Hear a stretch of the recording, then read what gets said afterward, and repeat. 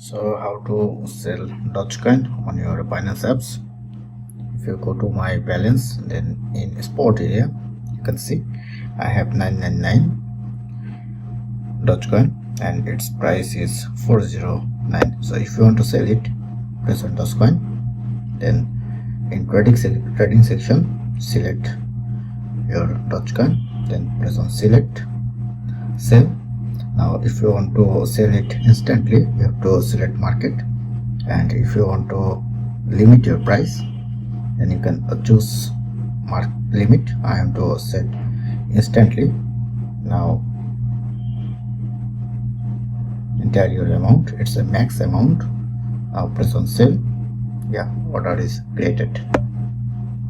Now if you go back to my main account, reload my account, then press on balance, then you can see I have no Dogecoin. So that's it.